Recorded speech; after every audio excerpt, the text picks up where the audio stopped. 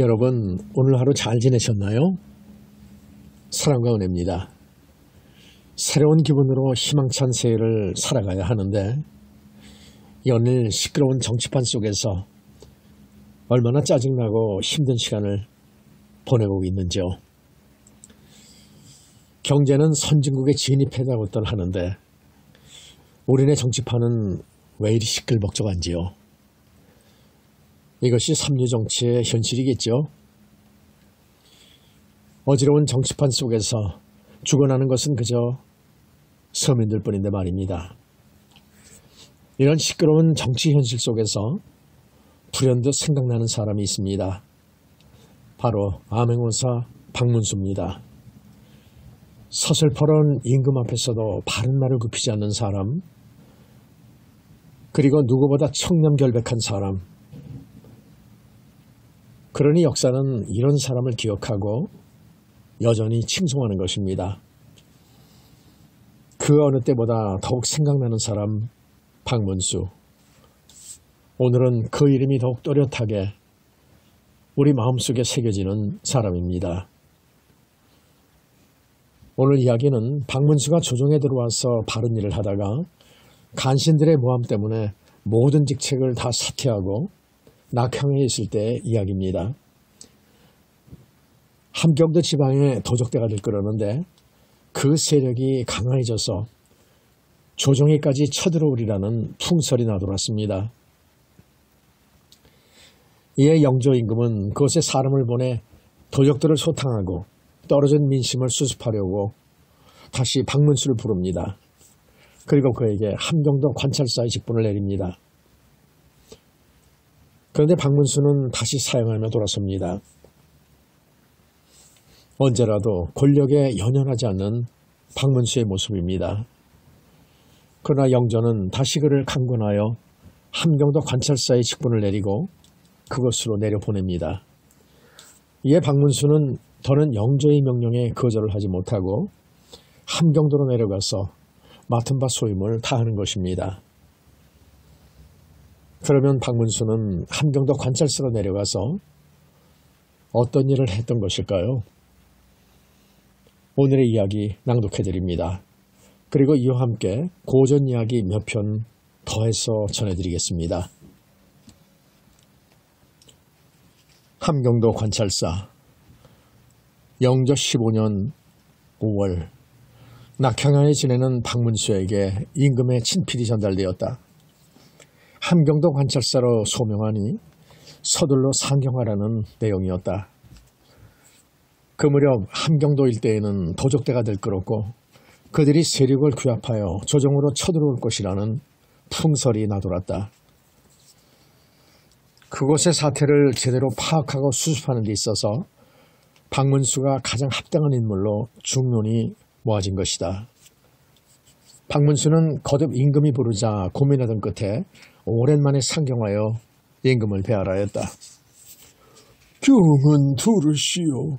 이미 교지를 내려서 잘 알고 있으리라 믿소.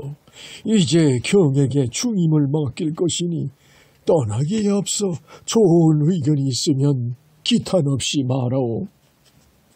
전하, 과격한 운동으로 오심을 어지럽게 한 신하를 다시 불러주시니 성은에 감격하옵니다. 하오나 또다시 직언을 해야겠습니다. 함경도 일대의 민심이 동요하는 원인을 먼저 알아서 대책을 강구해야 하겠습니다. 그곳에 유능한 인재를 보내시어 특히 무사들의 사기를 높여주고 무예 수련에 힘쓸 수 있도록 정책적인 배려가 따라야 하겠습니다. 병조의 금포 50병으로도 무사들에게 상을 주는데 사용하소서. 영성군은 모든 감정을 풀고 그 일을 맡아주기 바라오. 전하, 황공하오나 신은 신병도 있거니와 아직 부족함이 많습니다. 그러니 다른 적임자를 보내소서. 경은 전에 연병으로 갈 때 생모의 명을 따랐듯이 임금에게도 충성을 다하기 바라오. 박문수는 거듭 사양하면서 어전을 물러났다. 그러나 영조는 계속 교지를 내려 박문수에게 부임할 것을 종용하였다. 그해 6월 박문수는 함경도 관찰사로 부임하고자 현지를 향해 떠났다. 박문수는 그곳에 가서 우선 흉년이들로 굶주린 백성들을 구하고자 조정에 도움을 청하는 장계를 올렸다. 영남에 저장된 곡식을 빨리 보내달라고 하면서 백성들의 실생활을 모르고 탁상 공론만을 하는 조정의 대신들을 비판하는 내용도 있었다. 또다시 박문수를 잡아다가 죄를 주자고 여론이 시끌시끌하였다. 그러나 영조는 이렇게 거절하였다. 박문수는 오로지 곤경에 처한 백성을 시급히 구제하려는 것인데 벌을 주자는 주장은 옳지 못하다. 다시 고른치 말라. 박문수는 다시 함경도 일대의 백성들 사정과 개혁해야 할 사항을 임금께 적어 올렸다. 전하, 이곳의 관석들이 값비싼 약재나 토산물, 짐승 가죽 등을 천국에 보낸다고 빙자하여 자신들이 가로채니 백성들의 원성이 높아가고 있습니다. 전에 한 필을 바치던 것이 점점 늘어나 지금은 20필로 늘어났습니다. 다른 물품들도 점점 높여서 바치라고 하는 실정입니다. 이러니 백성들이 사방으로 흩어집니다. 장차 10년 안에 육진의 백성들이 모두 흩어질까 염려스럽습니다. 영남 일대의 저장미와 관서 일대의 곡식 15,000석을 이것으로 보내주시기를 간청하나이다. 결국 박문수의 간청이 받아들여져 함경도 일대의 백성들이 구제받게 되었다. 그즈음 그 일대 사는 주민들은 엉뚱한 일로 고충을 당하고 있었다. 전에는 그렇지 않았는데 갑자기 개구리들이 너무나 시끄럽게 울어대기 때문이었다. 낮으로는 일터로 나가서 진종일 일하고 밤에 자려고 할 때 개구리가 너무 심하게 울어대니 시끄러워 잠을 잡을 수가 없었다. 아이 저놈의 개구리들 때문에 시끄러워 못 살겠다. 전에는 그렇지 않았는데 갑자기 개구리들이 너무나 시끄럽게 울어대기 때문이었다. 낮으로는 일터로 나가서 진종일 일하고 밤에 잠을 자려고 할 때 개구리가 너무 심하게 울어대니 시끄러워 잠을 잘 수가 없었다. 그 저놈의 개구리들 때문에 시끄러워 못 살겠다. 전에는 안 그랬는데 요즘 와서 개구리들이 저렇게 극성스럽게 떼지어 울어대니 궤변이군. 제길 무슨 난리가 터지려나? 얼마나 개구리가 시끄럽게 울어대는지 엉뚱한 일로 인해서 민심이 동요하였다. 처음 한동안은 그럭저럭 지냈으나 날이 갈수록 심해지자 인심이 점점 흉흉해졌다. 자꾸만 소문이 퍼져나가자 가명에까지 들어갔다. 그곡을 이방 최삼이 어느 날 박문수에게 이렇게 보고했다. 사또, 전에 하래옵니다. 무슨 일이냐? 예, 요즘 부영노일 때 개구리가 너무 심하게 울어댄다고 주민들이 고충을 호소하고 있습니다. 그 일로 인해 민심이 날로 흉흉해지고 있습니다. 개구리가 심하게 운다는 것으로 민심까지 흉흉할 까닭이 있겠느냐? 그것도 때 되면 울고 철진하면 그만 아니냐? 박문수는 처음에는 가볍게 넘겼다. 그러나 자꾸만 그런 보고가 들어왔다. 가명의 아전들이 거듭 아뢰었다. 어느 날 박문수는 밤에 직접 큰 눈못이 있는 그곳으로 가보기로 작정하였다. 전에 암행어사 시절처럼 변장을 하고 혼자서 부영로 주위로 가서 개구리가 우는 상태와 주민들의 동정을 살폈다. 개굴 개굴 개굴 꽈리 꽈리 꽈리 깨굴 깨굴 깨굴. 도대체 얼마나 많은 개구리가 울어대는지 창대같이 쏟아지는 선악비보다 요란하였다. 세상이 떠나갈 것 같았다. 참으로 지나치게 심하구나. 무슨 까닭일까? 부영로 주위를 배회하면서 깊은 생각에 빠져 있었다. 박문수는 민가를 기웃거리며 동정을 살폈다. 밤이 깊었는데도 주민들은 너무 시끄러워 잠들지 못하고 큰 길가로 몰려나왔다. 이거 무슨 나지가 날려나? 시끄러워 도무지 못 자겠네. 무슨 수가 없을까? 내일 관가로 몰려가 진정해보게. 그런 데가 별수가 생기나? 박문수는 그것 주민의 동정과 개구리가 지나치게 오는 것을 직접 살핀 후 깊은 상념에 빠져 가명으로 돌아왔다. 그날 밤이었다. 박문수는 쉽게 잠을 이루지 못했다. 다시 개구리가 몹시 울어대는 용연을 찾아갔다. 개구리가 역시 지나칠 정도로 요란스럽게 울어댔다. 근심에 잠겨 용연 주위를 서성거리고 있을 때이다. 저만치서 어떤 물체 하나가 다가왔다. 달밤인데도 그는 삿갓을 쓰고 있었다. 박문수가 먼저 말을 걸었다. 예인께서는 또 곤궁에 처한 이 몸에게 도울 말씀 있으시면 들려주시오. 이번에 개구리가 저렇게 심히 울어대는 것은 유언비어가 난무하고 인심이 흉흉한 탓이요. 미물이지만 불길한 일들이 일어나기 전에 미리 예방하라는 것이요. 그리고 내년에 큰 가뭄이 닥쳐올 것이니 거기에 대비하라는 것이요. 그러면 유언비어는 어떻게 막으면 좋겠습니까? 우선 민심을 수습하는 방문을 써붙이는 것이 급선무요. 그리고 개구리 울음을 멀잖아 그치게 하겠다는 내용도 첨부하셔야 합니다. 참으로 고맙소이다. 그런데 개구리 울음을 어찌 막으실 것입니까? 내일 이 부적을 자정에 와서 용연에 던지십시오. 그리고 유언비어를 퍼뜨리는 그의 수를 잡는 문제는 다시 알려드릴 것입니다. 박문수는 이인과 헤어진 후 곧 그의 말을 따르기로 했다. 가뭄에 대비해 저수지 공사를 하도록 했으며 부적도 자정에 용연 속으로 던져넣었다. 그리고 다음과 같은 방을 써서 내걸었다. 백성들에게 이르노라. 요즘 개구리가 심히 울어댄다고 민심이 흉흉해지고 유언비어가 난무하는 데 대해 헛말을 믿지 말라. 곧 개구리 울음이 멎게 할 것이며 헛말을 퍼뜨리는 장본인을 잡아 그 죄를 다스릴 것이다. 그리고 장차 가뭄이 올 때를 대비하여 예방하는 공사를 벌일 것이다. 그냥 부역이 아니고 관곡으로 품삯을 쳐줄 것이니 적극 참가하기 바라노라. 박문수는 거듭 조정에 장계를 올려 자신의 가뭄 예방 계획을 아뢰었다.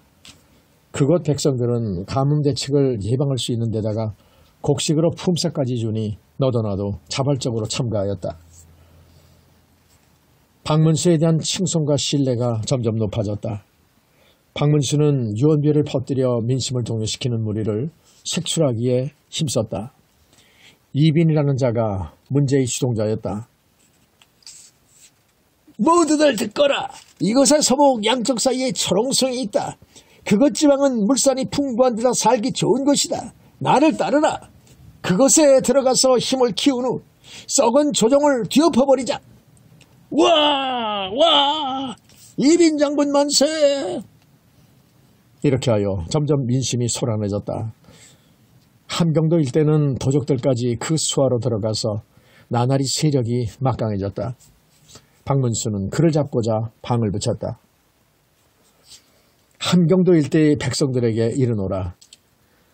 최근에 이빈이란 흉적이 민심을 어지럽히니 그를 잡아오는 자 포상을 하겠노라.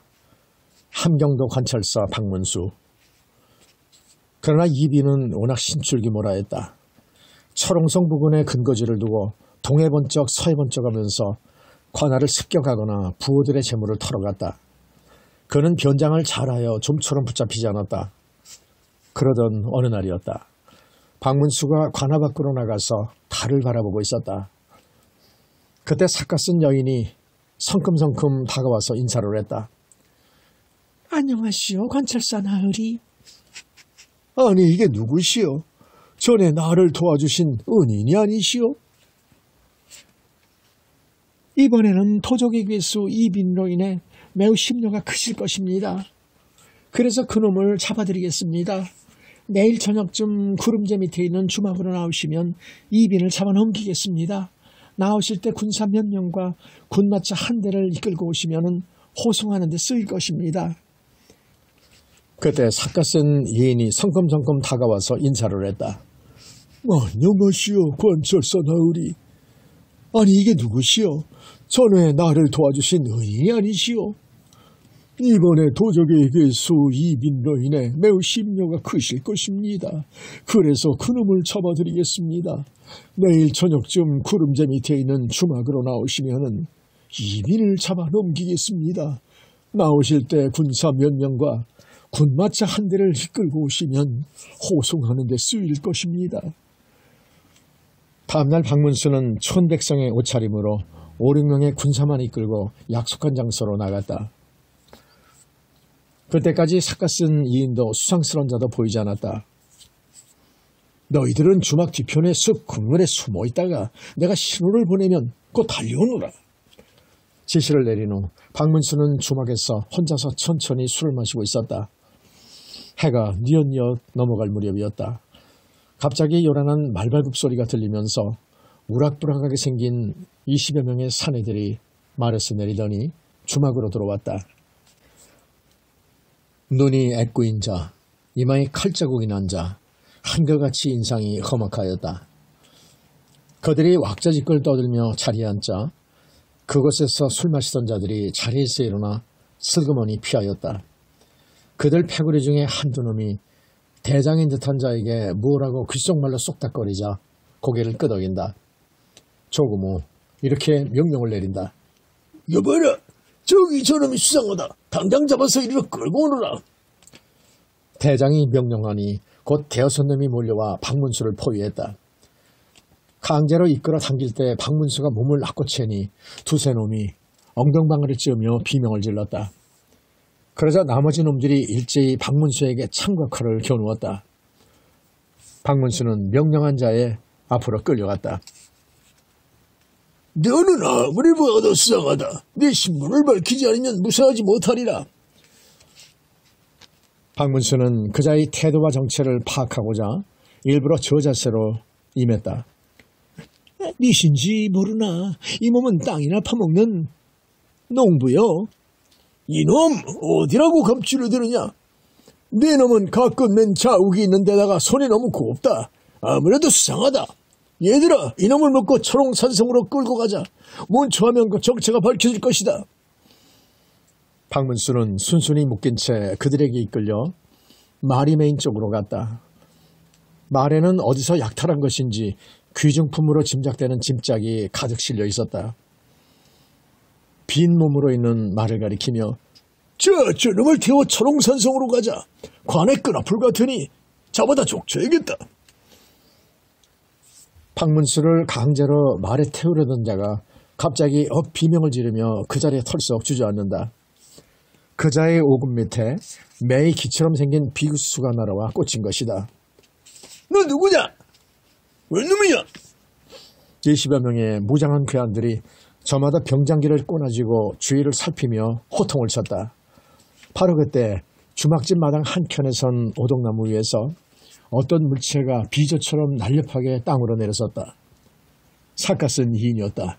이놈들, 어서 저분께 절못을 빌고 모두들 무릎을 꿇어라. 자기들 앞에 나타난 자가 혼자인데다가 겉보기에도 맨몸이라는 것을 알자 모장한 자들이 저마다 창과 칼을 겨누면서 야유를 했다. 헤헤, 웬 천등벌거 승이냐? 이놈이 미친놈이건. 우리가 누군줄 알기나 하느냐? 저마다 당장 요절을 낼 듯 험악하게 소리를 쳤다. 너는 저 이빈이란 놈을 잡으러 왔다. 내 놈들은 인생이 가련해서 용서할 테니 어서들 돌아가거라. 무엇이 감히 우리 대장님을 내까지 게임에 올려? 공격해라! 저마다 창칼을 휘두르며 일제히 삿갓쓴 이인에게 집중 공격을 퍼부었다. 그러나 이인은 마치 물찬 제비처럼 날렵한 동작으로 피를 탐하여 울부짖는 살인병기 사이를 헤치면서 절묘한 천하제일의 초식을 펼치기 시작했다. 삿갓쓴 이인이 때로는 봄바람에 살랑대는 꽃잎처럼 또는 천하를 삼킬 듯 몰려오는 서운한 파도, 바위도 날려버릴 듯 몰아치는 태풍처럼 변화무쌍한 무예로서 순식간에 무장한 괴한들 20여 명을 땅바닥에 눕혀버렸다. 이상한 이인은 오로지 맨몸으로 일지선의 무공으로 괴한들을 모조리 쓰러뜨렸다. 이인이 구사한 무예는 우리 고유부터 전래되는 신선도에 속한 무예의 일종이다. 졸개들이 모두 쓰러지자 대장이란 자가 말에 올라서 달아나기 시작했다. 다음 순간 이인의 소매가 한 번 들썩이자 매의 기처럼 생긴 비수가 날아가 말의 꽁무니에 박혔다. 히히히! 놀란 말이 비명을 지르자 이 비는 말에서 떨어져 땅에서 어기적어기적 기었다. 박문수는 이인의 귀신 같은 솜씨에 잠시 넋을 잃고 바라보았다. 이인이 박문수에게 다가와 정중히 인사를 올리며 말했다. 자, 이제 이 몸은 이만 돌아가겠소이다. 저 숲속에 숨겨둔 군사들을 시켜 쓰러진 자들을 모조리 단단히 결박시켜 호송해야 할 것입니다. 이는 한 번도 아니고 내 생명을 여러 번 구해주셨어. 그 절묘한 무예를 우리의 무사들에게 가르쳐 주시오. 말씀은 고맙소. 그러나 소인은 세속을 떠난 몸입니다. 다만 관철사님과 인연이 남아 대선사님의 명령을 받고 임무를 수행할 뿐이요. 만일 이 몸이 세속에 나가서 천하제일의 무예를 가르친다면 그로 인하여 썩은 선비들이 모함하려 들 것이요. 그러면 관철사께서 필설의 화를 입게 되니 그것이 딱하오. 앞으로도 애국애민하는 마음으로 오로지 정의롭게 사시오. 세상 사람들이 몰라주어도 하늘이 알고 땅이 알고 우리가 알고 있어. 고맙소이다. 그 말씀 한시도 잊지 않겠소. 박문수는 그 숲을 향해 신호를 보냈다. 군사 5, 6명이 나타나자 그들에게 명령했다. 너희들은 저기 쓰러진 자들을 모조리 단단하게 결박지어서 병영으로 호송하라. 곧 법대로 처리할 것이다. 군사들이 곧 바쁘게 명령에 따라서 움직였다. 모조리 그들을 군용 마차에 태운 후 호송시키기에 앞서 주위를 둘러보았다. 이인의 모습은 어디로 갔는지 보이지 않았다. 아, 참으로 이이로다. 나는 항시 이인이 일깨워진 대로 명심하고 살리라. 비록 누가 알아주지 않아도 좋다. 의롭게 살면 하늘이 알고 땅이 알고 또한 하는 이는 하는 법이다. 박문수는 새로운 용기를 얻고 자신에게 거듭 맹세하였다. 하늘은 저 이인을 내게 보내어 항시 나를 일깨워준다.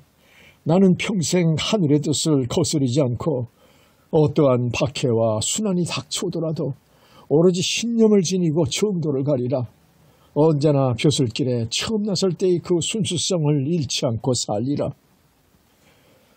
박문수는 힘껏 주먹을 걸어쥐었다.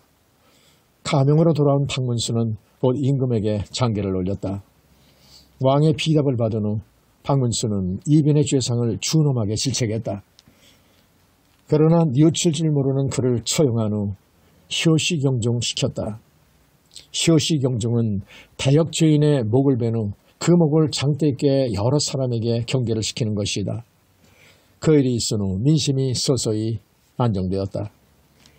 그 무렵 함경도 일대 육진에 기근이 매우 심했다.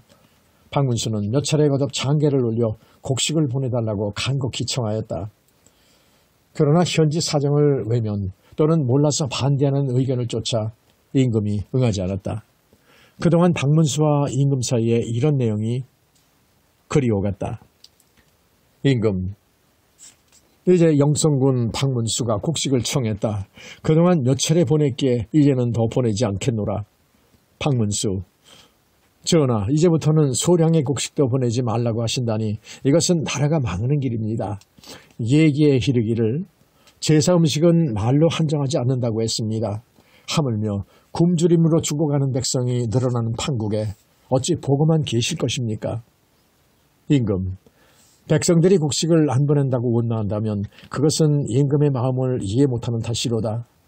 임금이 만약 재물을 헛된 일에 낭비한다면 모르되 저축하고 아끼고자 하는데 원망해서 되겠는가? 박문수, 신이 아뢰는 바는 유사의 책임이니 염려되는 바는 행여나 곡식이 끊어져 백성들이 죽게 될까 두렵습니다. 신이 허락받고자 하는 것은 저장된 나라의 곡식을 흉년에 사용하자는 것입니다. 지금 육진일 때는 기근이 심하여 빈맨들이 허덕이는 판에 세금까지 과중하니 처자들까지 뿔뿔이 흩어지거나 굶어 죽는 자가 늘어나고 있습니다. 이들을 진율해야 하겠습니다. 박문수는 끝까지 임금과 팽팽하게 맞서면서 백성들을 구하는 데 앞장을 섰다. 마침내 임금도 뜻을 굽혀 박문수는 함경도 일대의 백성들을 굶주리면서 구제하였다. 박문수에게 남녀노소가 직접 찾아와 눈물을 흘리며 사정을 호소하였기에 함께 눈물을 흘린 후 온갖 불이익을 각오하고 임금과 줄다리기를 했던 것이다. 박문수는 각도에 저축된 곡식이 보내지자 그것을 골고루 나누어주고 면포 15동을 풀어 식구들 숫자에 따라 분배하였다. 육진에 속한 백성들은 그로 인하여 뿔뿔이 흩어져 요리 걸격을 하다가 다시 돌아와 가족들끼리 살게 되었다. 그들은 한결같이 박문수의 은덕을 칭송하였다. 졸본성에 남겨진 태자.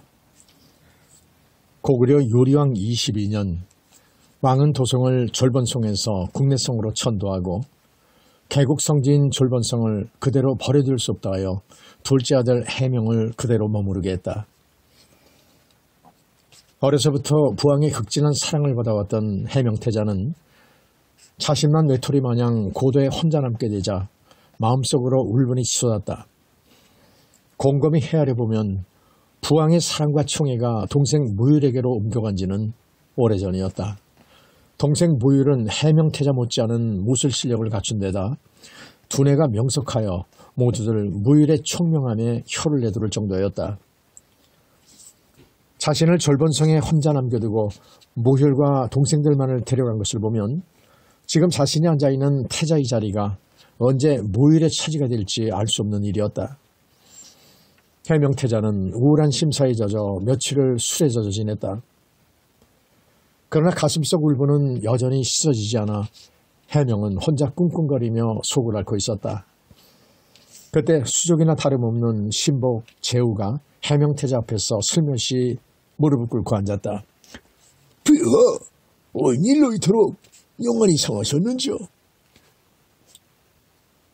개우의 말에 해명태자는 놀란 표정으로 말했다. 영안이라니 그 무슨 해견 소리인가? 대왕폐하 외에 그 소리를 들을 사람이 이 나라에 누가 있다고 함부로 입을 놀리는가? 영안이라 함은 임금의 얼굴을 높여 부르는 말로서 해명태자는 자신의 얼굴을 들여다보며 그와 같은 말을 하는 제후의 불충함에 절로 온성이 높아졌다. 폐하, 고정하소서. 이것 졸본성을 떠나 국내성으로 도굴 옮기신 유리왕께서 대왕이시라면 그 아드님이신 태자마마께서는 당연히 소왕이 아니십니까? 그러니 폐하의 안색을 살필 때 영안이라고 하는 것이 지당한 줄로 하옵니다. 소왕이라니 지금 나를 놀리는 게냐? 그렇게 말하는 해명태자의 말투가 조금 누그러진 걸로 보아 제후의 말에 서서히 현혹돼 가고 있었다. 더군다나 폐하께서는 장차 이 나라를 이으실 태자가 아니십니까? 그러니 이제부터라도 천천히 그에 대한 준비를 하셔야 할 것이옵니다. 준비라니? 폐하의 걱정과 우려를 어찌 소인이 모르겠사옵니까? 폐하께서 그 우려와 걱정에서 벗어나는 길은 이곳 졸본성을 무율왕자가 계신 국내성보다 더 강하게 만드는 것뿐이옵니다. 해명태자는 제후의 입에서 무율의 이름이 나오자 제후의 말에 완전히 현혹되었다. 그렇다면 어쩌면 좋겠는가? 우선 군사를 늘리고 무기를 확충하는 일이 시급하다 할 것이옵니다. 그날부터 해명태자는 제후의 말대로 군사력을 증강하고 무기를 제조했다. 도성민들 사이에서 곧 전쟁이 날 것이라는 흉흉한 소문이 나돌았고 마침내 그 말은 유리왕의 귀에까지 들어갔다. 어느 날 유리왕은 국조인 주몽 때부터 정사를 맡아온 협부를 불렀다. 들리는 소문에 의하면 졸본성에 있는 태자가 군사를 징집하고 무기를 제조하여 성 안의 백성들이 곧 전쟁에 날 것이라 하여 불안에 떨고 있다고 하오. 수신도 그 소문을 듣고 폐하께 상을 드리려던 참이었습니다. 공의 생각은 어떠하시오? 혹 태자가 무슨 일을 꾸미는 게 아닌지 심히 불안하구려. 폐하, 소신이 절반성을 찾아가 직접 태자마마를 뵙고 오겠습니다. 그리하도록 하오. 공이 직접 간다니 안심이 되는구려. 협부는 해명태자를 절번성에 그대로 머무르게 하자고 유리왕께 관한 장본인으로서 절번성에서 지금 일어나는 일이 그것과 무관하지 않을지도 모른다는 생각을 했다. 그는 다음날 일찍 절번성을 향해 길을 떠났다. 다른 신하도 아닌 노신 협부가 직접 온다는 말을 듣고 해명태자는 은근히 걱정이 되었다. 자칫 잘못했다가는 자신의 본심이 드러날지도 모를 까닭이었다. 해명태자는 재우를 불러 사태를 의논했다. 재우는 밤늦도록 해명태자의 방에서 나올 줄을 몰랐다. 다만 소근거리는 낮은 말소리 사이로 두 사람의 웃음소리만이 간간히 문 밖으로 새어나왔다. 절번성에 당도한 협부는 우선 주위의 동정을 살폈다. 성안 곳곳에 군사들이 배치되어 있고 경비는 사뭇 삼엄하게 느껴졌다. 협부는 해명태자를 아련하고 무난 인사를 올렸다. 해명태자는 협부의 인사를 받는 동안 슬픈 표정으로 한마디 말이 없었다. 이윽고 협부가 무릎을 꿇고 앉아 느닷없이 눈물을 흘리며 유리왕의 안부를 물었다. 대왕폐하께서는 안녕하시오? 예, 폐하.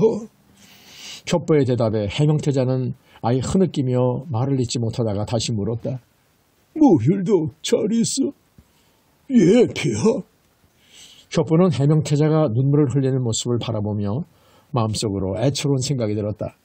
폐하, 눈물을 거두옵소서.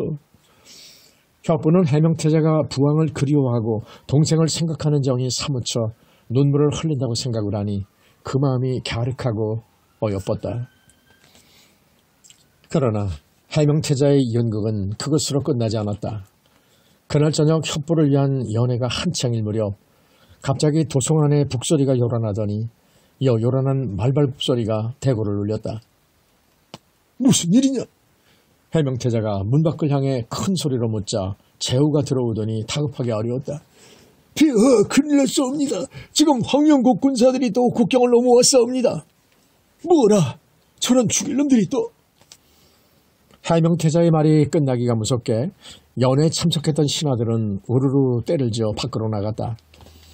해명태자는 놀라 서 있는 협부에게 말했다. 안심하고 자리에 앉으시구려. 요즘 들어 황영국 군사들이 침입이 잦아 한시도 마음 편할 날이 없어.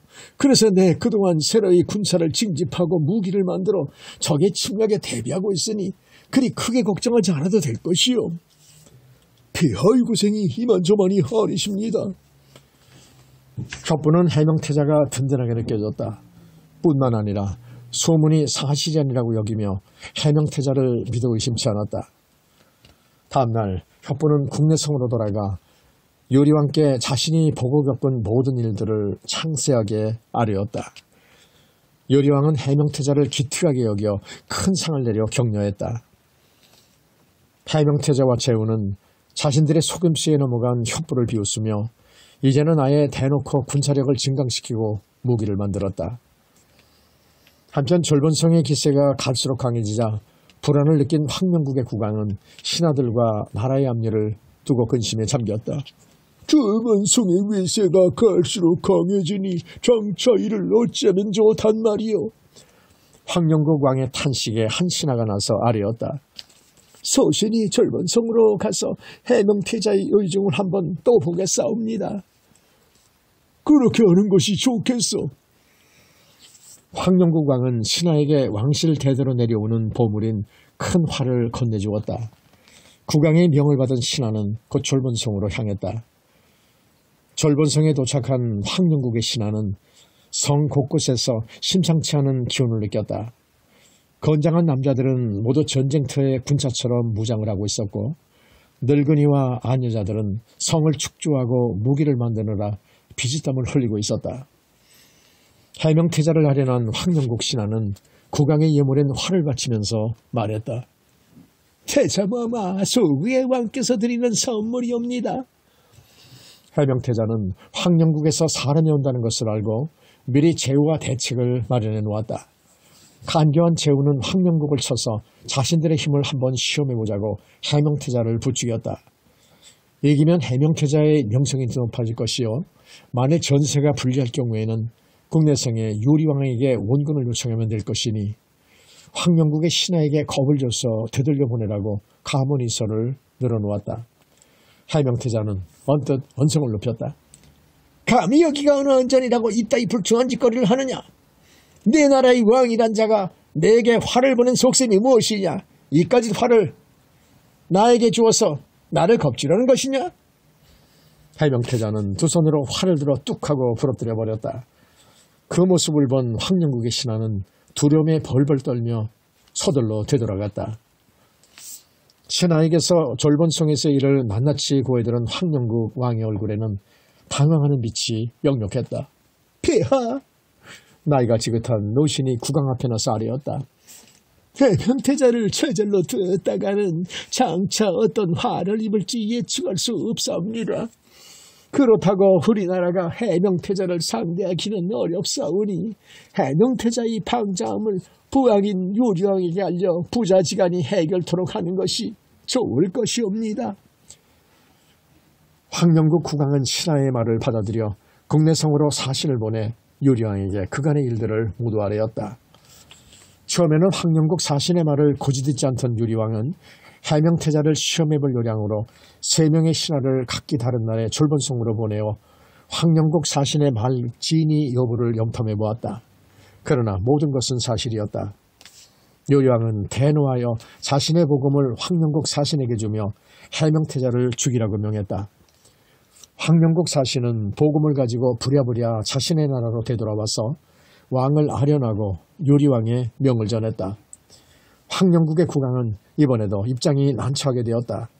해명태자를 죽이려 했다가 자칫 잘못하여 실패하는 날에는 대원의 군사를 일으켜 황영국을 치리할 것이고 만약 성공했다고 해도 일국의 태자를 죽였다고 나중에 고구려가 어떤 꼬투리를 잡을지 알 수 없는 일이었다.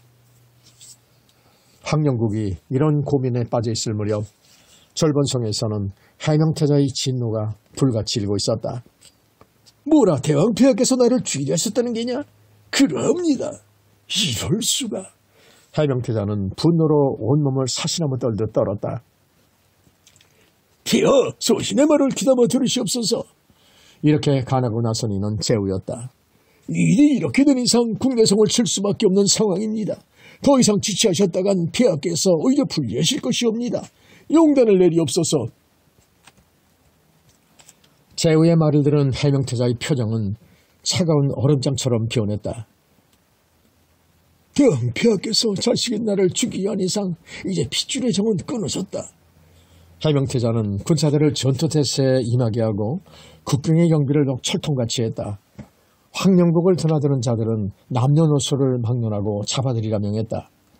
그러던 어느 날 황영국 대신의 딸인 옥무가 산에 제를 지내러 가기 위해서 국경을 넘다가 해명태자 앞에 잡혀오게 되었다. 옥무의 아리따운 미모에 반한 해명태자는 넋으리를 지경이었으나 황영국 대신의 딸이라 함부로 범할 수는 없는 노릇이었다. 해명태자는 옥무를 별당에 가두고 기쁜 마음으로 신하들과 술잔치를 벌였다. 내심 옥무에 대한 마음이 사뭇 뜨거웠던 것이다. 잔치가 한창일 때 국내성에서 유리왕이 보낸 신하가 당도했다. 신하는 유리왕의 어명이 적힌 칙서를 해명태자 앞에서 큰 소리로 읽었다. 무릎을 꿇고 앉아 어명을 받드는 해명태자의 이마에 땀이 비오듯 흘렀다. 이었고 유리왕의 칙서가 끝나자 해명태자는 자리에서 일어나 국내성에 있는 곳을 향해 큰 절을 올렸다. 뭐를 대령하라. 해명태자의 말에 군사들 중 한 명이 태자의 말을 끌고 왔다. 마리에 탄 해명태자는 창을 휘두르며 말을 날렸다. 그러기를 몇 번. 해명태자는 어느 순간 땅에 창을 거꾸로 꽂더니 말을 날리다가 순식간에 그 창 위로 몸을 날렸다. 해명태자의 나이 꽃다운 21살이었다. 유리왕이 내린 칙서에는 해명태자 스스로 목숨을 끊으라고 적혀 있었던 것이다. 역사의 준엄한 판단 앞에 이미 혈육의 정이란 거추장스러운 걸림돌에 불과했다. 모혈의 구국지략. 고구려 제2대 유리왕 32년에 동부여의 대소왕은 양국의 화친을 조건으로 고구려 왕자를 볼모로 데려가려 했지만 고구려가 이를 거절하자 다시 사신을 보내 이 일을 따지려 하였다. 요리왕은 대소왕이 이 일을 빌미로 쳐들어올지 모른다는 생각에 걱정이 태산 같았다. 나라를 세운 지 일천하여 힘이 부족할 뿐 뾰족한 수가 없었기 때문이다. 근심에 쌓여 식욕도 잃고 침울한 얼굴로 초조하게 사신을 기다리고 있는 요리왕에게 셋째 왕자인 모율이 찾아왔다. 모율은 요리왕의 셋째 아들이지만 큰형 도절은 그가 태어나기 3년 전에 병사하였고 둘째 형 해명이 6살 때 자결하여 어린 나이지만 태자 승계자인 셈이었다. 모율은 요리왕 앞에 무릎을 꿇고 앉았다. 대왕 폐하, 소자가 동부여 사신을 만나겠습니다.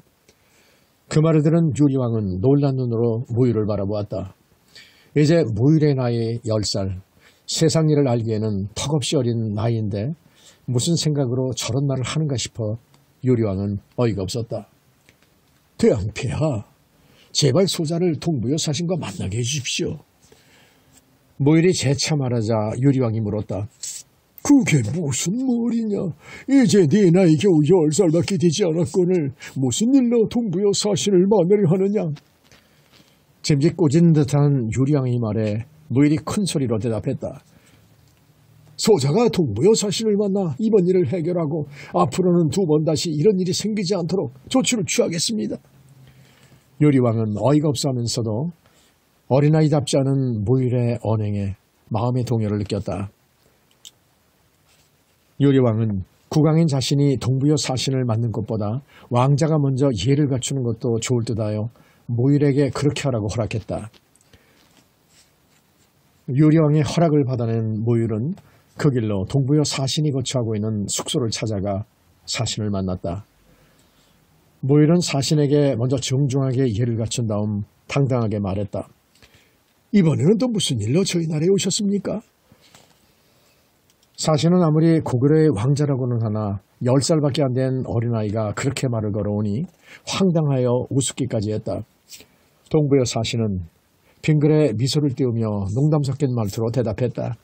왕자께서도 알고 계시겠지만 양국의 화친을 위해 고구려의 왕자 한 분을 우리나라에 모시려 하는데 이를 거절하시니 화친을 원치 않으신다는 뜻인지 따지러 왔소이다. 동부의 사신의 말에 모율은 더욱 당당한 어조로 말했다. 도대체 저 형제가 귀국에 가서 있어야 할 까닭이 무엇입니까? 제가 듣기로 저희 고구려의 시족께서 이곳에 나라를 건국한 이래 끊임없이 귀국으로부터 시달림을 받아왔는데 도대체 무슨 연유로 그러시는 것입니까? 돌아가시어 귀국의 왕께 전하십시오. 지금부터는 여러 개의 알을 포겨 놓을 것이니 귀국에서 그 알을 허물지 않으면 따를 것이요 만약 그 알을 허물어뜨린다면 더 이상 따르지 않을 것이옵니다. 어리지만 당찬 무일의 말에 동부여 사신은 속으로 놀라움을 금치 못했다. 그러나 한편으로는 동부여 사신인 자신에게 코올리게 왕자를 보내어 이런 말을 한다는 게 괘씸하기도 했다. 동부여 사신은 정작 유령을 만나보지도 못하고 다시 돌아갈 수밖에 없었다. 동부여로 돌아간 사신은 대소왕을 아련하고 고구려에서의 일을 낱낱이 아뢰었다. 사신의 말을 들은 대소왕은 흥분하여 길길이 뛰었다. 뭐라! 유리왕을 만나보지도 못하고 콜리게 어린 왕자에게 그런 수모를 당하고 왔다는 말이냐? 고정하옵소서 폐하. 그런데 그 왕자의 말 중에 지금부터는 여러 개의 알을 포개어 놓을 것이니 그에서 그 알을 품지 않으면 따를 것이요 만약 그 알들을 허물어뜨린다면 더 이상 따르지 않을 것이라는 말은 과연 무슨 뜻인지 소신이 아무리 하려봐도 알 수가 없습니다. 대소왕 역시 곰곰이 그 말뜻을 헤아려 보았지만은 도무지 속뜻을 알 수 없었다. 대소왕은 여러 신하들을 불러 모아놓고 그 말뜻을 물었지만 신하들 중에도 아는 이가 한 사람도 없었다. 대소왕은 전국에 방을 돌려 그 말뜻을 풀이하리를 찾았지만 좀처럼 나서는 이가 없었다. 그러던 중 한 노파의 풀이에 대소왕의 표정은 형편없이 일그러지고 말았다. 여러 개의 알을 포개어 놓은 것을 허무지 말라는 것은 가만히 내버려 두라는 뜻이며, 만약 그 알들을 허물어뜨린다면 더 이상 따르지 않겠다는 말은 가만히 내버려 두지 않고 계삭상관을 하면 가만히 있지 않겠다는 뜻입니다. 그러니 이 말은 더 이상 고구려를 귀찮게 하지 말라는 뜻인 줄로 압니다. 노파의 말이 끝나기가 무섭게 대수왕은 녹이 뜬 얼굴로 호령했다. 네, 더 이상 고구려의 방잠을 그만두지 않으리라. 여보라, 어서 군사를 풀어 고구려를 치도록 하라. 그리하여 동부의 대군은 고구려를 치기 위해 출정했고, 그 소식을 들은 요리왕은 안절부절했다. 괜히 어린아들의 말만 듣고 경솔하게 행동했다고 후회를 했지만은 상황은 이미 엎질러진 물과 같았다. 요리왕이 후회를 하며 불안에 떨고 있을 때 모율이 다시 요리왕을 찾아왔다. 대왕폐하, 소자에게 군사 300명만 주십시오. 그러면 소자가 나가서 적군을 섬멸하게 오겠나이다. 요리왕은 아무런 말도 못하고 어린아들의 얼굴만 멍청하게 쳐다보았다. 대왕폐하, 제발 소자의 말을 흘려듣지 마시고 믿어주십시오. 비록 소자 나이가 어리기는 하나 나라를 생각하는 충정은 어느 누구 못지 않사옵니다. 그러니 부디 군사 300만 주옵소서. 반드시 적군을 무찌르고 위기에 빠진 이 나라를 구하겠습니다. 요리왕은 나이답지 않게 눈물을 흘리며 간언하는 모율의 태도에 사뭇 감동이 되었다. 그러나 어린 아들에게 나라의 운명을 맡길 수는 없는 노릇이었다. 요리왕은 고개를 돌리며 모율에게 말했다. 물러가라. 더 이상 어린 너에게 나라의 운명을 맡길 수는 없다. 물러가라. 그러나 모율은 자세를 단정히 하여 더욱 다부진 목소리로 간언한다. 대왕폐하, 한 번만 더 소자의 말을 믿어주십시오. 저로 인해 생긴 일이니 소자가 해결하겠습니다. 군사 300명만 주시면은 동부여군을 꼭 물리치고 오겠습니다. 모율의 진심 어린 간청에 점차 요리왕의 마음이 흔들렸다. 요리왕은 하룻밤을 꼬박 고민하다가 마지못해 모율의 간청을 들어주었다. 알았다. 내 너를 믿어 보마. 군사 300을 줄 터이니 가서 적군을 무찌르고 오라. 그 전에 한 가지 약속할 것이 있다. 만약 적군에게 패하면 내 목숨 또한 그곳에 묻어야 할 것이다. 알겠느냐? 예, 대왕폐하. 꼭 승전거를 올리도록 하겠습니다. 서리빨 같은 요리왕의 말에 모율은 큰 절을 올리고 내전을 나왔다. 왕자 모율은 군사 300을 데리고 전장으로 향했다. 군사들은 처음에는 어리둥절했지만 점차 모율의 당당함과 나이답지 않은 기백에 감명을 받아 일사불란하게 움직였다. 모율이 지휘하는 고구려군은 마침내 병정에 당도했다. 병정은 지리적으로 산골짜기에 입구는 좁고 안으로 들어가면 넓어지다가 다시 골짜기가 끝나는 지점은 입구와 같이 좁아져 적군을 유인하게 하여 기습작전을 펴기에는 아주 유리한 지형이었다. 모율은 병정에다 군사들 중 절반을 숨겨두고 나머지 군사들에게 명령했다. 잘 들어라. 지금부터 동부여군과 전투를 벌일 것이다. 그러나 한 가지, 멀리 동부여군의 진지가 보이면 징을 요란하게 올리고 큰 소리로 함성을 올려라. 그러다가 동부여군이 진격해 오면 재빨리 뒤로 물러나 보이지 않게 몸을 숨기도록 하라. 그렇게 해서 동부여군을 이곳 병정까지 유인하여 나의 다음 명령을 기다리도록 하라. 나이 어린 왕자이긴 했지만은 모두들 그 지략에 감탄하여 모율의 얼굴을 다시금 우러러보았다. 고구려군은 모율의 지시대로 동부여군의 진지 근처에서 징을 울리고 함성을 지르다가 동부여군이 진격할 기미를 보이면 뒤로 물러나 재빠르게 몸을 숨겼다. 그렇게 하기를 닷새가 되는 날, 드디어 고구려군은 동부여군을 작전 장소인 병정까지 유인해 올 수 있었다. 처음에는 고구려군의 행동이 이상하다고 여겼던 동부여군은 며칠이 지나도록 고구려군이 공격할 태소를 보이지 않고 뒤로 물러나기만 하자 그들의 질에 겁을 먹고 도망간다고만 생각했다. 동부여군이 환한 맹수처럼 기세등등하게 병정의 골짜기 안으로 모두 들어왔을 때 왕자 모율은 고구려군에게 공격명령을 내렸다. 피하고 숨기만 하던 고구려군은 말굽비를 돌려 칼과 창을 앞세우고 함성을 지르며 진격했다. 그와 동시에 미리 매복해 있던 절반의 군사들이 동부여군의 퇴로를 차단하고 뒤에서 맹공격을 퍼부었다. 순식간에 앞뒤에서 한꺼번에 공격을 받은 동부여군은 갈팡질팡하며 도망치기에 급급했다. 동부여 군사들의 목은 말 그대로 추풍낙엽처럼 떨어졌다. 살아남아 동부여로 도망간 군사는 몇십 명도 채 되지 않았다. 왕자 무일의 치락에 따른 고구려군의 혁혁한 승리였다. 요리왕은 선수 왕자 무일을 맞이하여 감격의 눈물을 흘렸다. 이렇게 동부여군을 무찌르고 조국 고구려를 구한 10살의 어린 왕자 무일은 후일 대무신왕이 즉위하여 즉위 5년에 동부여 대소왕의 목을 베었다. 부여에서 온 붉은 새. 참으로 이상하게 생긴 새로구나. 부여의 대소왕은 한 사냥꾼이 바친 조롱 속의 새를 보면서 고개를 갸웃거렸다. 그도 그럴 것이 조롱 속의 새는 생전 처음 보는 모양새로 색깔 또한 여느 새들과는 달라 보였다. 생긴 것은 까마귀와 비슷한데 전신이 핏빛이 없고 더욱 해괴한 것은 머리는 하나인데 몸이 둘이라는 것이었다. 대소왕은 일관을 불러 그 새를 보여주며 의견을 물었다. 네가 보기엔 어떠하냐? 일관은 유심히 새를 관찰하더니 이렇게 아뢰었다.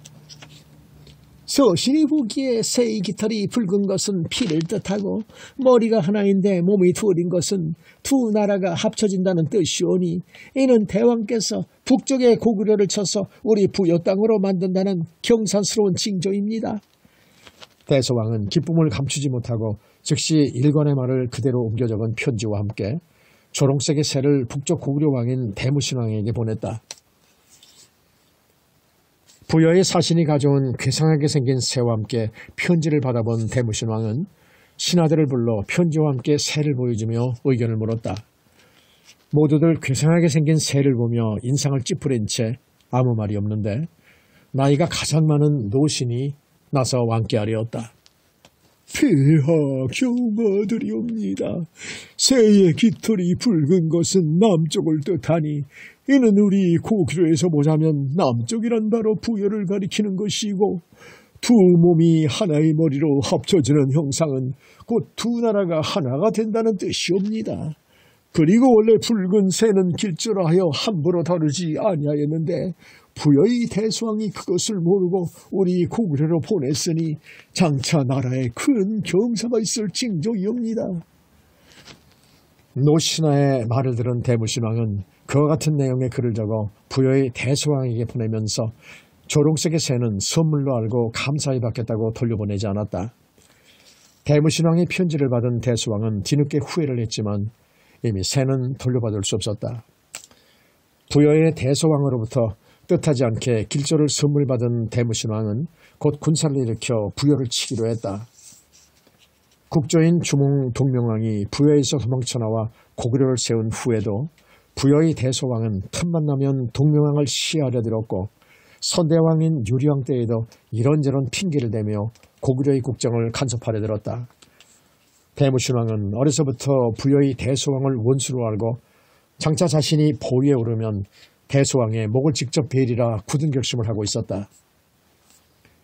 대무신왕이 직접 지휘하는 고구려군이 부여 땅을 향해 진군하다가 이물림이라는 곳에 이르러 군막을 치고 하룻밤을 보내게 되었다. 밤이 깊어 군사들이 모두 깊은 잠에 빠졌는데 어디선가 희미하게 들리는 쇳소리에 대무신왕은 잠에서 깨어났다. 야심한 시각에 웬 쇳소리란 말인가? 대무신왕은 혹시 부여군이 쳐들어온 게 아닐까 하는 의구심에 자리에서 일어나 부하 장수들을 깨워 대동하고 쇳소리가 나는 곳으로 조용히 발길을 돌렸다. 쇳소리는 어둠을 뚫고 야산 기슭에서 은은히 들려왔다. 대무신왕을 비롯한 부하 장수들은 긴장감을 늦추지 않고 소리나는 곳으로 천천히 다가갔다. 쇳소리는 야산 기슭의 작은 동굴에서 울려나오고 있었는데 대무신왕이 직접 동굴로 들어가 보니 그곳에는 칼과 창이 엄청나게 많이 쌓여 있었다. 쇳소리는 바로 바람이 불 때마다 칼과 창이 서로 부딪히는 소리였다. 대무신왕은 이는 부여를 치라는 하늘의 뜻이라고 여겨 군사들로 하여금 동굴 속에 칼과 창을 거두게 하고 다시 부여 땅을 향해 진군했다. 대무신왕이 거느린 고구려 군사가 부여 땅에 가까이 갔을 무렵 키가 9척이나 되는 거구의 사내가 대무신왕을 뵙기로 청하였다. 대왕폐하, 저희는 북명에 사는 괴유라고 하옵니다. 대왕폐하께서 친히 부여를 치러 가신다기에 여기서 기다리고 있었사옵니다. 대무신왕 앞에 무릎을 꿇은 그 사내는 다짜고짜 그렇게 말하며 큰절을 올렸다. 보아하니 장신의 몸에다 부리부리한 눈에 거기에다 눈에서 뿜어져 나오는 광채가 예사로운 인물 같지 않았다. 무술에는 능한가? 대무신왕의 말이 떨어지기 무섭게 괴유는 칼과 창을 들고 날렵하게 몸을 움직여 보았다. 보는 이마다 입을 쩍 벌릴 정도로 괴유의 무술 실력은 뛰어났다. 대무신왕은 즉시 괴유를 선봉장으로 삼았다. 괴유를 선봉장으로 앞세운 고구려군은 마침내 부여 땅의 남쪽 국경을 넘었다. 대무신왕은 우선 지형을 살피어 구릉이 낮은 곳을 일부러 비워놓고 높은 언덕에다 진을 치고 부여군을 기다렸다. 한편 대소왕은 대무신왕이 지휘하는 고구려 군사가 남쪽 국경을 넘어 진을 쳤다는 소식을 접하고 불같이 화를 내었다. 이제가 왕이 오른 어린놈이 뭘 안다고 군사를 일으켜 우리 부여를 친다는 말이더냐. 오냐 이놈, 오늘이 바로 내 제삿날이 될 줄 알아라. 그리하여 대소왕은 군사를 이끌고 고구려군 진영을 향해 말을 몰았다. 고구려군이 진을 친 곳에 도착한 대소왕은 코웃음을 치며 대무신왕을 두고 비아냥거렸다.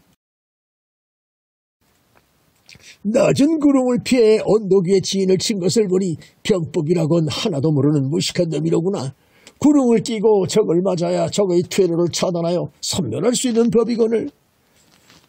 대소왕은 곧장 군사들에게 명령하여 구릉 쪽으로 내려가게 했다. 왕의 명령을 받은 군사들은 개미떼처럼 창과 칼을 들고 일제히 언덕 아래 구릉으로 내달렸다. 그런데 이게 웬일인가? 구릉은 진흙투성이어서 제대로 몸을 가누기조차 힘들었다. 몸의 반쯤 진흙에 잠긴 부여 군사들은 중심도 잡지 못하고 허우적거렸다. 그때를 놓치지 않고 대무신왕의 공격 명령이 떨어졌다. 언덕 위에서 함성을 지르며 구릉을 에워싸고 있는 고구려 군사들은 갈팡질팡하는 부여군을 손쉽게 무찌를 수 있었다. 대소왕은 말을 돌려 부여군의 진영으로 돌아가려 했지만은 창검을 휘두르며 괴유가 그 앞을 가로막으며 큰 소리로 외쳤다. 어리석은 대소는 내 칼을 받아라. 대소왕은 괴유의 말에 더욱 기세등등하게 맞받았다. 저 비린내나는 어린 놈이 못하는 말이었구나. 그렇게 죽기가 소원이거든 내 원대로 해주마. 대소왕은 말이 끝나자마자 큰 창을 휘두르며 괴유를 향해 말을 날렸다. 괴유도 소리를 지르며 대소왕을 향해 칼을 휘두르며 달려들었다. 두 사람은 서로 으르렁거리는 호랑이와 표범처럼 싸웠다. 괴유가 젊고 용맹스러워 힘에서 앞선다면 대소왕은 비록 늙은 몸이지만 백전노장이라 할 수 있었다. 누가 먼저랄 것도 없이 칼과 창을 주고받으니 두 사람의 싸움은 좀처럼 승패를 가리지 힘들 정도로 오래 계속되었다. 그러던 어느 순간 말을 타고 달려오며 괴유의 심장을 향해 창을 겨누던 대소왕의 머리가 툭하니 땅바닥에 떨어져 나뒹구는 것이 아닌가. 괴유가 창을 피하며 몸을 뒤로 돌려 스쳐 지나가는데 대소왕의 목을 뒤에서 내리쳤던 것이다. 고구려군의 함성이 언덕 저편까지 메아리쳤다. 대무신왕은 자리에서 벌떡 일어나 두 주먹을 불끈 쥐었다. 마침내 선왕들의 원수를 갚은 것이다. 괴유는 칼끝에 대소왕의 목을 꽂은 후 고구려 진영으로 돌아왔다. 대무신왕은 친히 괴유의 손을 잡고 감격의 눈물을 흘렸다. 그대가 뼛속까지 사무친 내 원한을 풀었다. 대무신왕의 그 말 한마디에는 그동안 고구려가 부여에 당한 모든 수모와 원한이 아라리 서려 있었다. 대무신왕이 대소왕의 목을 벤 괴유의 손을 붙잡고 감격의 눈물을 흘리고 있는 사이 졸지에 왕을 잃은 부여군은 말할 수 없는 비통함에 격분하고 있었다. 부여군은 일개 소국에 불과한 고구려가 부여를 침략한 것도 어이가 없는데 대소왕의 목숨까지 앗아가자 고구려 왕의 목을 베어 원수를 갚자는 소리가 드세어 갔다. 군사를 재정비한 부여군은 다음날 아침 대대적인 공격을 감행해왔다. 수적으로 열세인 고구려군은 죽기를 각하고 싸웠지만은 조금씩 뒤로 밀리기 시작했다. 대무신왕은 일단 철수하기로 마음을 굳혔지만 진지를 에워싼 부여군의 숫자가 워낙 많아 쉽사리 포위망을 뚫을 수가 없었다. 하루하루가 지날수록 고구려군은 불리한 입장에 놓였다. 가져온 군량미는 바닥을 보이고 있었고 군사들도 조금씩 지쳐갔다. 퇴로를 차단당한 상태라 되돌아갈 수도 없는 노릇이었다. 대무신왕은 하늘을 우러 탄식을 했다. 하늘이시여, 이렇게 저희 공주를 버리십니까? 차라리 제 목숨을 거둬가시고 죄 없는 군사들을 살아서 돌려보내주옵소서. 그런 왕을 바라보는 괴유의 마음도 쓰라리고 안타까웠다.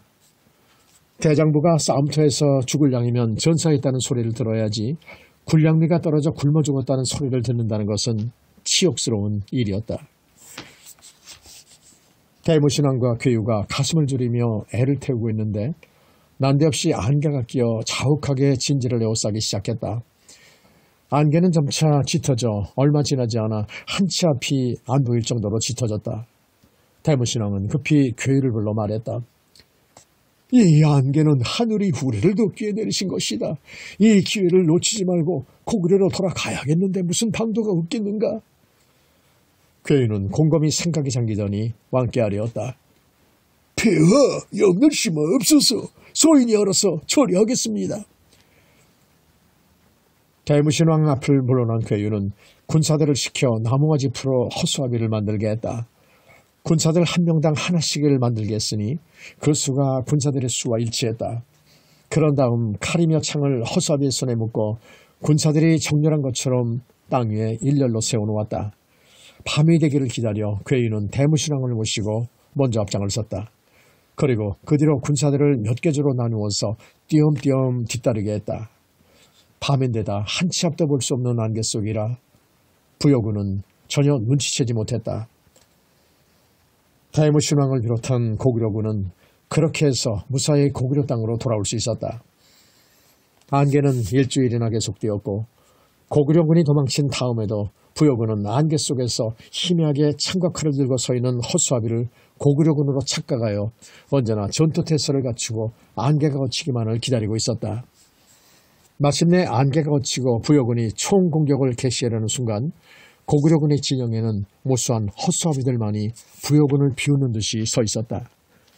그제야 고구려군이 달아났음을 알아차린 부여군은 즉각 추격전을 벌였지만은 그 시각 고구려의 대궐에서는 이미 대무신왕을 비롯한 신하들이 모여 대소왕의 목을 베고 무사히 돌아온 것을 기념하는 큰 잔치가 벌어지고 있었다. 고구려군을 추격하던 부여군은 국경에 이르러서야 그 사실을 알고 울분을 사귀며 훗날을 기약한 채 말을 돌려 부여 땅으로 되돌아갔다. 대무신왕은 괴유에게 큰 상을 내리고 전쟁에서 죽은 군사들의 유가족에게는 쌀과 옷감을 내려 그 슬픔을 위로하였다. 악명 높은 왕, 고구려 제5대 왕인 모본왕은 대무신왕의 아들로서 이름은 해우다. 해우는 이복형인 호동왕자가 자결한 후 태자에 책봉되었다. 그러나 대무신왕이 승하한 후 해우 태자의 나이가 너무 어리다는 이유로 속보인 해색주가 왕위를 이으니 그가 곧 고구려 제4대 왕인 민중왕이다. 민중왕은 착하고 어진 성군이었으나 늘 해우 태자를 둘러싼 무리들의 위협을 받아야 했다. 결국 민중왕은 재위 5년 만에 몹쓸 병으로도 세상을 떠났다. 민중왕이 승하하자 해우 태자는 때를 기다렸다는 듯이 왕위에 올랐는데 그가 바로 고구려 최초로 신하에게 암살당한 모본왕이다. 모본왕은 태자 시절부터 성질이 포악하고 행실 또한 극악무도하기로 온 나라 안에 소문이 자자했다. 여색을 좋아하여 어떤 여자든 마음에 들면 겁탈을 일삼았고 욕심이 많아 진귀한 물건을 보면 닥치는 대로 빼앗았다. 태자라는 신분 때문에 이런 반구도 할 수 없었던 백성들은 그저 태자가 나타났다는 소리만 들리면 문을 걸어 잠그고 바깥 출입을 일체 금했다. 그런 태자가 왕위에 올랐으니 그 흉포함과 악행은 이루 말할 수조차 없었다. 하루는 모본왕의 행동을 보다 못한 노신하가 왕을 아련하고 직언을 했다. 폐하, 부디 선대왕의 위협을 이어받아 나라를 바로 세우고 백성들에게 선정을 베푸시도록 하옵소서. 모본왕은 노신하의 말을 한쪽 귀로 흘려들으면서 짐기 신중한 척 말을 받았다. 공의 말은 과인이 실정을 했단 말이요. 왕의 말에 노신하는 차마 입을 열 수가 없었다. 마음 같아서는 그렇다 말하고 싶었지만 그랬다가는 무슨 후환을 당할지 아무도 모를 일이었다. 모본왕은 재차 말했다. 그렇다는 말이요, 아니라는 말이요. 통촉하여 주옵소서 폐하. 할 말을 잃은 노신하는 그 자리에 엎드리며 눈물을 쏟았다. 알았어, 공의 말을 따를 것이니 눈물을 거두시오. 노신하는 자신의 길을 의심했다. 그뿐만 아니라 오전에 있던 모든 신하들이 왕의 말을 듣고 깜짝 놀랐다. 모본왕의 평소 행동대로라면 지금쯤 직언을 한 노신하의 목을 치라는 엄명이 떨어졌을 것이었다. 돌아가오. 과인이 신중히 생각해보겠소. 황궁하옵니다 폐하. 노신하는 감옥하며 큰 절을 올리고 오전에서 물러났다. 모본왕은 노신하가 오전에서 물러나자마자 곧바로 활을 가져오라고 명하더니 밖으로 나가 대궐마당을 가로질러 가는 그의 등에 화살을 꽂았다.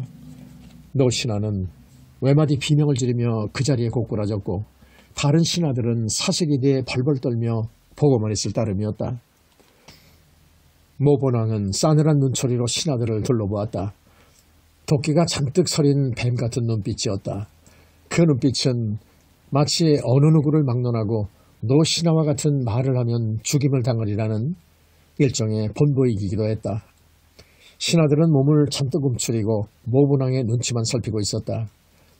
그렇게 살깃든 눈초리로 신하들을 둘러보던 모본왕은 화살을 대궐마당에 내팽개치고 씩씩거리며 오전으로 들어갔다. 그제야 신하들은 막혔던 숨통이 풀린 듯 크게 숨을 몰아쉬며 누가 먼저랄 것도 없이 우르르 대궐문 밖으로 꽁무니를 뺐다. 다만 두로라는 신하만이 모본왕의 화살을 맞고 쓰러진 노신에게 달려가 그 시체를 껴안고 소리 없이 통곡할 뿐이었다. 모본왕의 흉악함은 날로 더해져 나중에는 정사는 안중에 두지도 않고 오로지 신하들을 비롯해 주위 사람들을 괴롭히고 못살게 구는 일에만 재미를 붙였다. 모본왕은 오전에 앉지도 않고 아예 바닥에 드러누워 신하들을 맞이하곤 했는데 보료나 요를 깔지 않고 신하들의 몸을 베개 삼아서 깔고 눕기를 즐겼다. 젊은 신하들은 그래도 다행이었지만은 늙은 신하들은 영 죽을 맛이었다. 자신의 몸을 베고 누운 모본왕이 낮잠이라도 잘 요량이면 미동은커녕 처음에 그 자세로 꼼짝도 할 수 없이 왕이 잠에서 깨어나기만을 기다려야 했다. 그러다 보면 전신이 쑤시고 결려 나중에는 숨이 턱턱 막힐 지경이었다. 만약 그 신하가 조금이라도 움직이면 모본왕은 인상을 찌푸리며 타박을 했다. 공은 과인이 편히 쉬는 게 싫은 것이요. 왜 그리 몸을 움직이시오? 그것뿐만이 아니었다.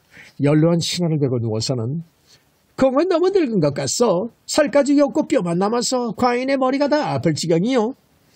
하며 신경질을 부렸고 살찐 신하를 베고 누워서는 공은 정사는 덜 보지 않고 날마다 놀고 먹으며 국농만 축내는가 보구려 하고 비아냥거렸다. 모본왕의 행실이 나아지기는커녕 갈수록 악행이 더욱 심해지자 두로는 비장한 결심을 하고 왕을 찾았다.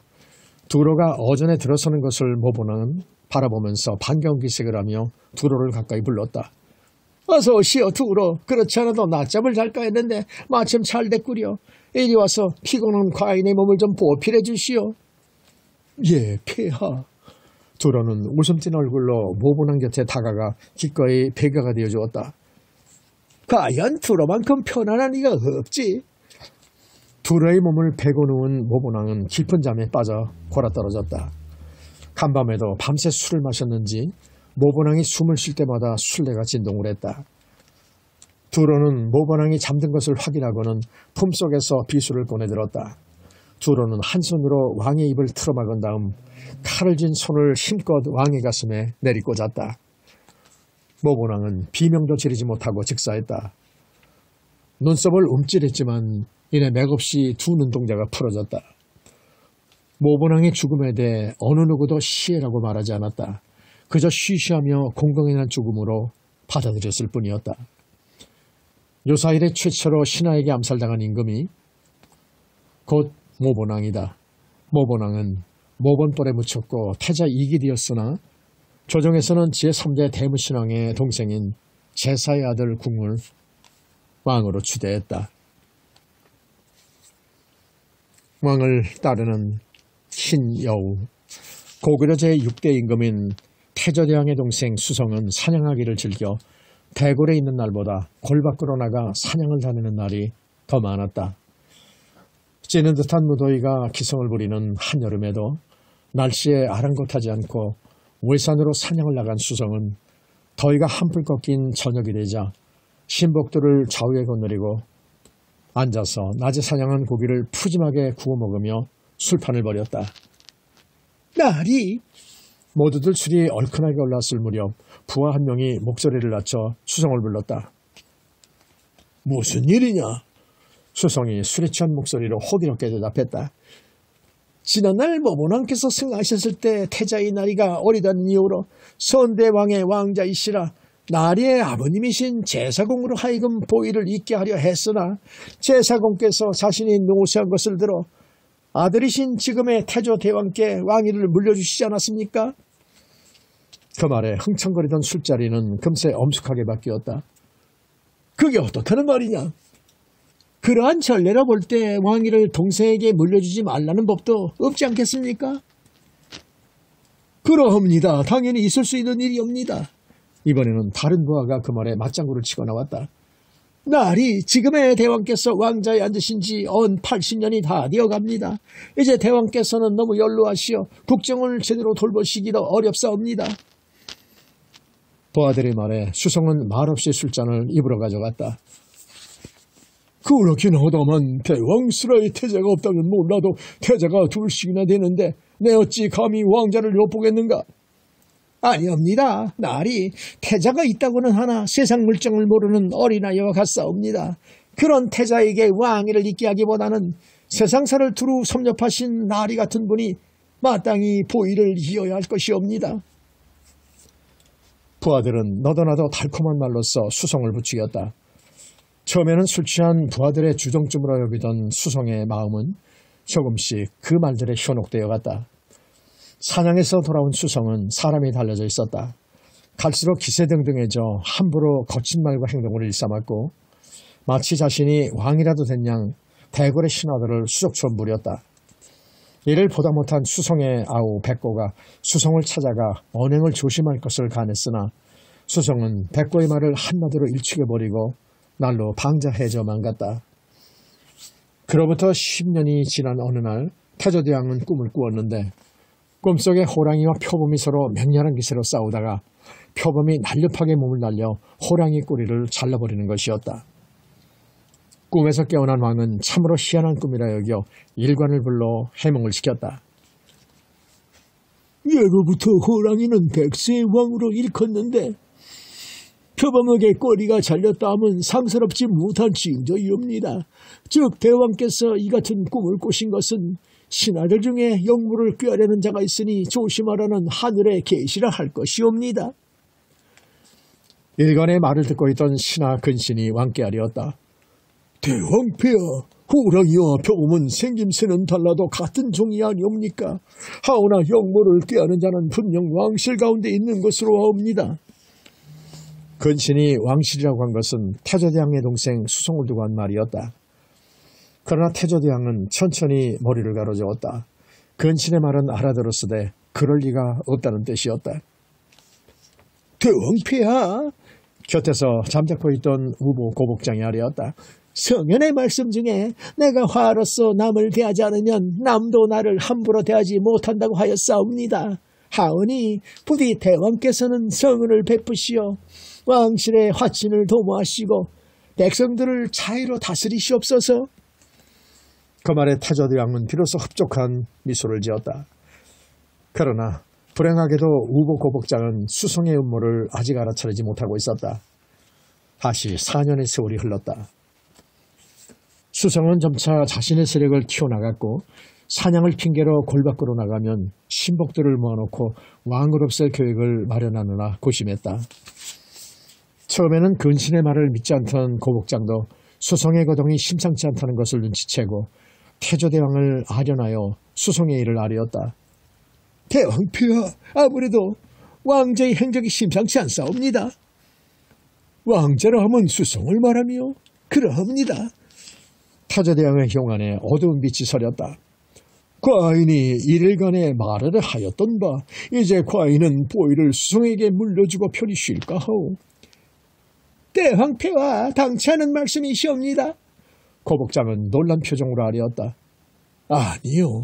과인은 이미 노쇠하여 국사를 돌볼 기력이 없어. 그러나 수성은 이제 76이니 아직 젊다 할 것이요.